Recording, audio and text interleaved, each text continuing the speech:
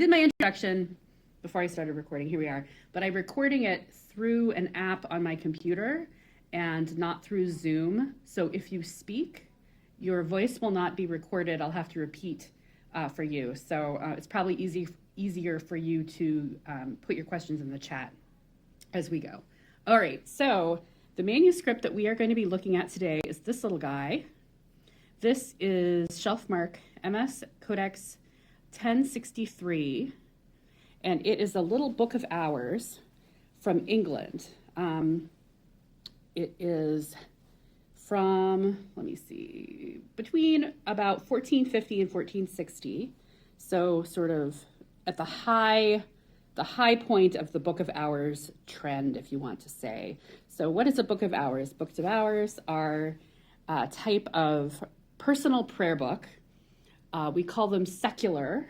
That is secular as opposed to monastic. So in fact, they were almost like a transformative version of monastic works. So if you were a monk or a nun throughout the Middle Ages, you would have what we call the canonical hours. So these are prayers that you say at various points during the day, different types of little services.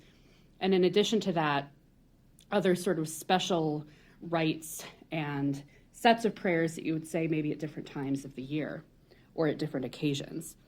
And I'm not sure exactly when it happened, but it was at least, probably in the 14th century, there was a move to take these monastic prayers and monastic hours and make them accessible to secular people, that is, people who aren't like lay people, like people who aren't in living in nunneries or in monastic houses.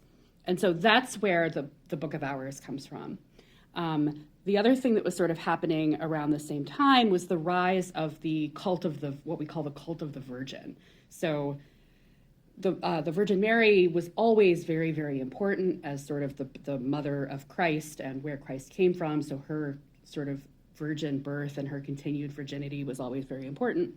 And at this time, so what ended up happening is the office of the Virgin became the sort of central part of the Book of Hours. So the hours in the Book of Hours refers to the hours of the Virgin or the office of the Virgin. So this text would contain these sorts of sets of prayers that you would say if you wanted to at different points of the day.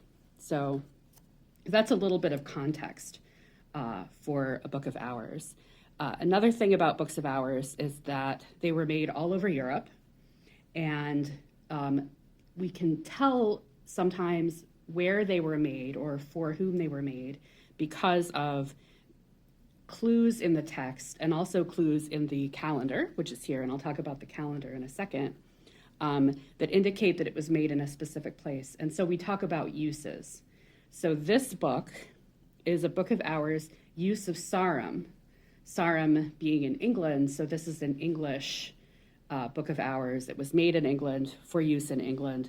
And I don't know enough. I wish my colleague Nick Herman was here. He is our curator of manuscripts, and he knows a lot more than I do.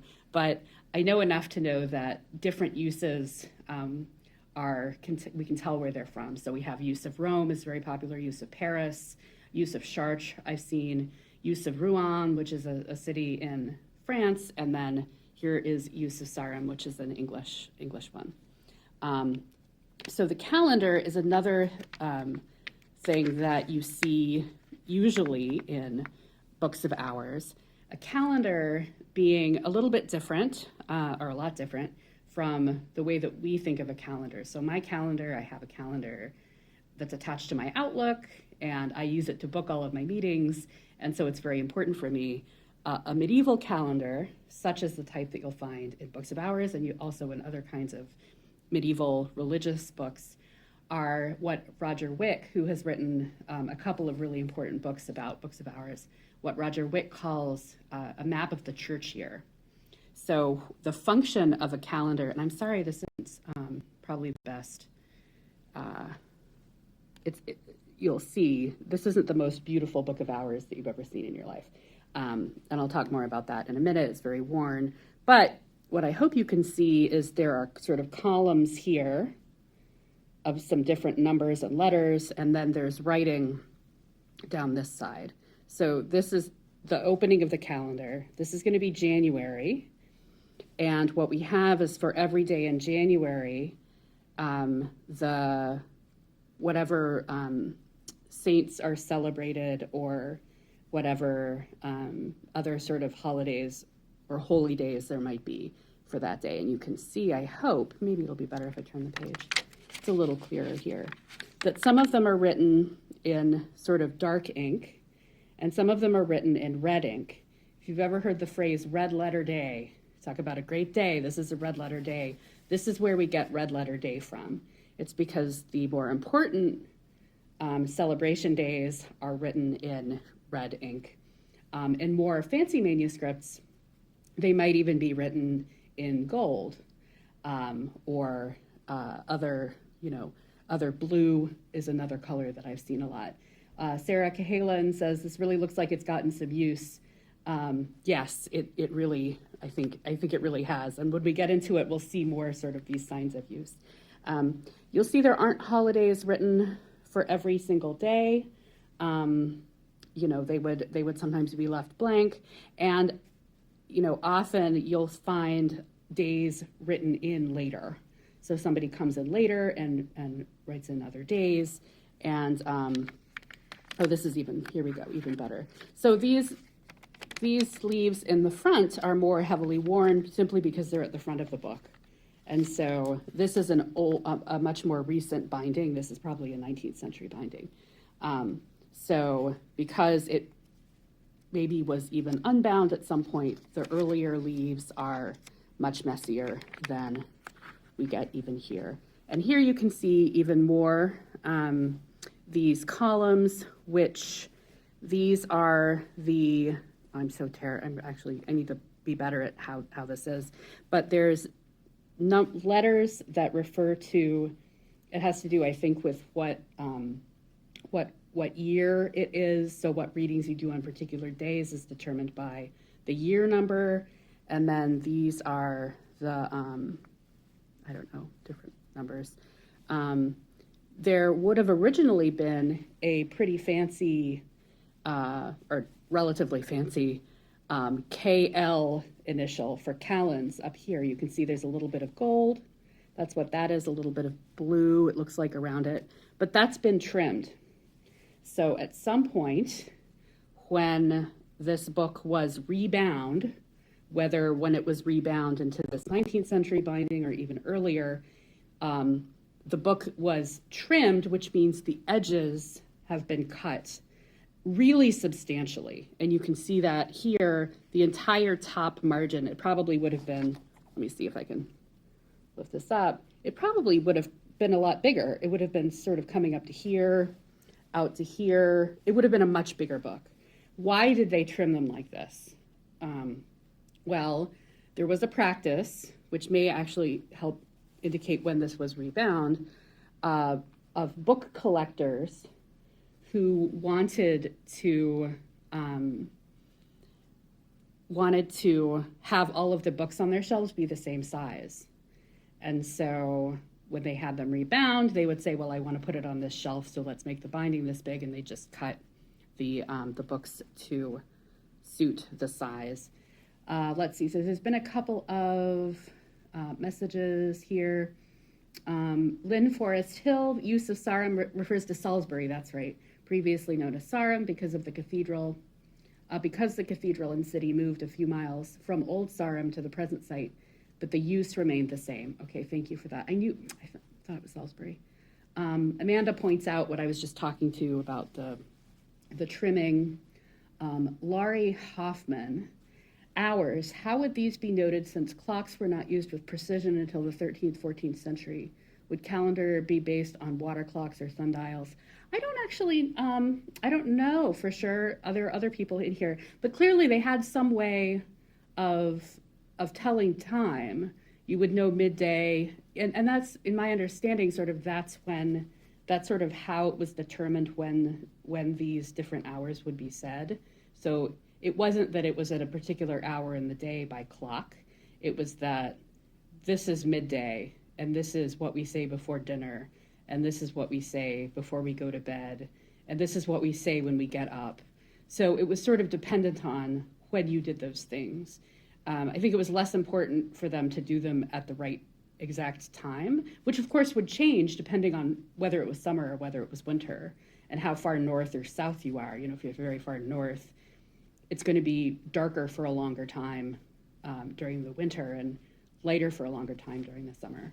So I think they just dealt with it the same way they dealt with everything else that they had to in terms of like timekeeping. A, the letter column is about the day of the week. Yes, thank you. I knew it had something to do with that. So on the A year, the A days were on Sunday, and then the B years are Sunday. So that's what that is. It's telling you what year it is according to the day that is Sunday. Thank you. All right, so we'll move on to the office of the Virgin, and this is, as I said, Eusarum. There's a little bit of pretty here. We've got this sort of nice foliate border with an illuminated initial, a little bit of illumination. But again, you can see really heavily trimmed on the right and on the top. So the bottom sort of will give us an idea of how much bigger it would have been all the way around, because you would expect to see the same decoration all the way around here. So it's really a shame that it's been cut like that. And this is what the rest of it looks like, where we don't have all of that, the decoration. It's really nice. The initials here, we expect to see the initials that sort of go back and forth between different colors. This was a way for the scribe to sort of help you read through, because you expect to see, in this case, blue, then gold, then blue, then gold. The other thing is that sort of implies that this is like a little bit fancier, is actually these little gold initials. They're very small. You can see, yeah, they're a little shiny. Typically, you'll see red and blue go back and forth between red and blue. So having these be gold indicates that this was a little bit more expensive. There was a little bit more care taken here with these. So let's see. There is a long comment from Tim Nelson Hoy. Let's see. Oh, this is interesting. So he's pointing out on the last page of the calendar, the entry for O Sapientia. Where is it? Oh, here it is, there. Which is not a saint or a feast, but a specific antiphon or a musical verse, which is sung on December 17th. He says, more evidence that it was produced for a musician. We're not there yet. But so he's like beating me to the punch about the music that is in here, although I did advertise that there was music in here. So we'll get to that. Let's see. So we'll keep going. And there are, as we go, we'll see more of these sort of pretty initials here. I love these because they have little flowers. Most of them have flowers. Here's a slightly smaller one. Here they're quite colorful. There's pink and green and blue. Really nice flowers there. And continuing with the blue and the gold.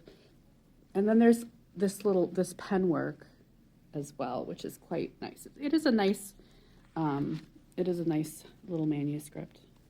Let's see. Looks like there's more. That's quite a nice flower there.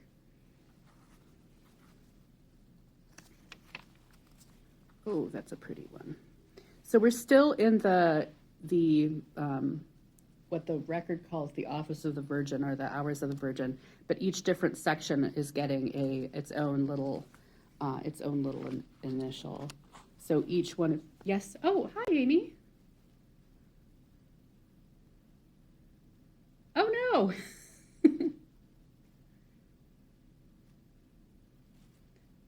Oh, okay. Oh no, I'm sorry. So Amy was saying that the video froze. Hopefully that didn't happen in the recording. But I've just been going through and looking at some of these pretty initials here, which are nice. Yeah, I'm taken with the flowers, and this is the only decoration in the manuscript. There aren't any large, sometimes you'll see sort of larger paintings that are called miniatures, which I always thought was a little funny because they're kind of big. So you have like large miniatures, but this one unfortunately doesn't have them, and I don't know if there's any indication that it ever did. Often you'll find books of hours that have had the miniatures removed, which means they were cut out to be sold separately, which is a whole other thing to talk about. But I don't think that happened in this case. Let's see, Tim Nelson Hoy says, I messed up the dates when typing. In modern usage, O Sapiente is sung on the 17th. In this book, it appears to be recorded on the 16th, possibly indicating it's a reminder to rehearse it to be sung on the 17th. Or it could have been a mistake. It's sort of hard to, I don't know enough about the timing or the calendar at this point. All right, so we're actually starting a new section, bigatures. Two Spoonies says bigatures, I like that. Now we're in the 7 penitential psalms and the incipits of the gradual psalms, which I think might be another indication of the musicality of this book, because the gradual is a musical text of the music used in the Mass. So why they're here, I don't know. But this is another set of texts, the 7 penitential psalms, that we do expect to see in a book of hours. Here is, for those of you who are interested, a little catchword. So this is telling us this is the end of a choir, which is one set of folded sheets that would be used to make a little booklet that is sewn into the book. So one ends here and the other one starts here, and we can see they're in the right order because the words match. That's what a catchword is for. So here we have the Psalms. I don't know if there's anything illuminated. And here, starting on the verso on this side, is the litany. So we have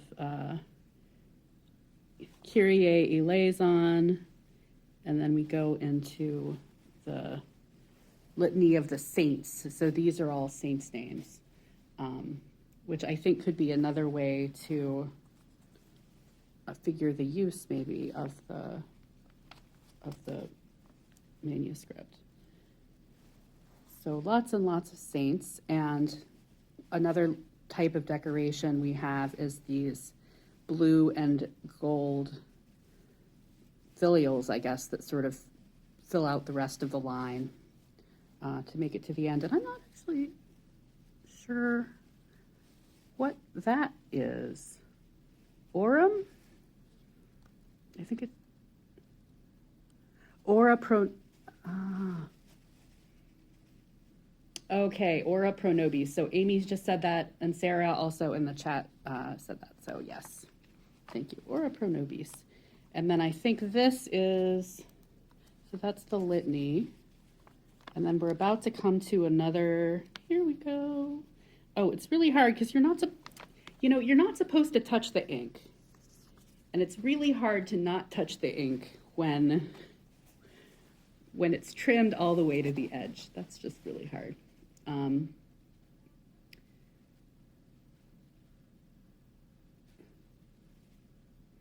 All right.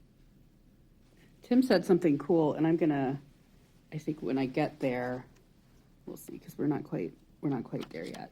So this is what is really notable about this manuscript, and this is why people have studied it a little bit. This is the Office of the Dead. And the Office of the Dead, this is another text that you will usually find in a book of hours.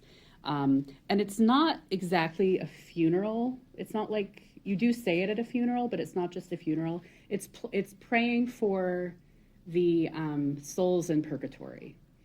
So you can say it any time for anyone. And this one is particularly interesting because it has this musical notation here. And I happen to know, because I just found out this morning, that Tim, who is here with us, is a calligrapher. I don't know if that's what you call yourself, but he does, he has made a copy of a couple of pages from this manuscript, including the music.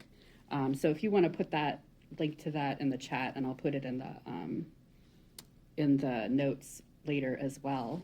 But as you can see, there are these bits of music here and there, and this is really unusual, and it's also pretty particular to England. So I read a little article earlier, which I'll include a link to on YouTube, that looked at, I think, 11 books of hours that had music in the Hours of the Dead, or the Office of the Dead, and all but 4 of them were from England, which is more than half, which seems pretty neat. So they're here. Some of the other ones apparently also have, there's this particular type of decorative thing going on with the initials there. This one doesn't have them, but the other ones do.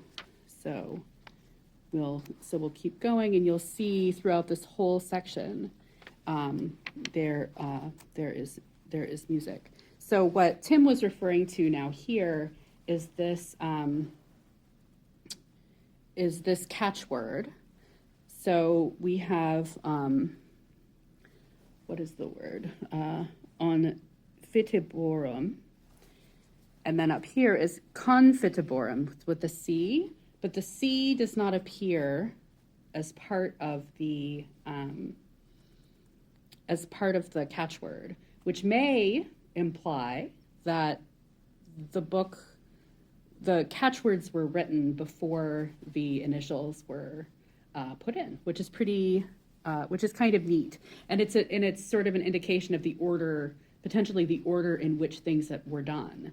That the text was written out in the black ink, and then the initials came through and were added later enough that that was written there. Although the person, the same, I don't know if it's the same hand or not that wrote the main text, but it's sort of interesting. There's a question about when did we say they started trimming the edges? I think the earliest trimming probably happened even in the 60, maybe late 16th, early 16th century. I'm thinking about the sort of after, in England in particular, but it sort of happened all over Europe, after the dissolution of the monasteries in England. All of the books that were held by the monasteries came to the king, who then sort of gave them to people, and so they ended up in private libraries, and that's where you get the rise of the antiquarianism, and so like Cotton, for example, Robert Cotton was one who a lot of people know because his collection ended up being burned and then in the British Library. So the trimming sort of would have started there. Matthew Paris is another name that comes up a lot.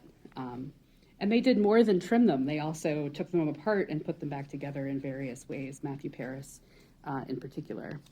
So a lot of manuscripts that survive to today have been trimmed and, changed in other kinds of ways. Let's see. That's very nice. All right. Oh, and there's a lot here. Look at all of that. A lot of music.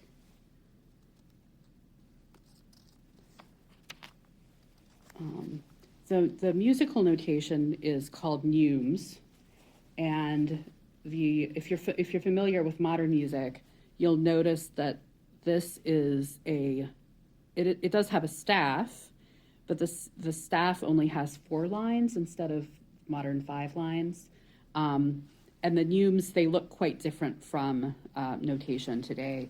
Earlier notation wouldn't have a staff at all. You would just have the pardon me, you just have the neumes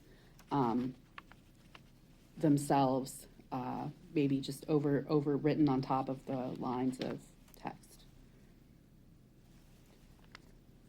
All right, I'm just going to skip ahead because I want to see the rest of it. So here we are, the commendation of souls. This is another, excuse me, this is another section that I think you find a fair amount in A Book of Hours. Let's see. Woo, that, I haven't seen anything like that. Look at that. That's very neat.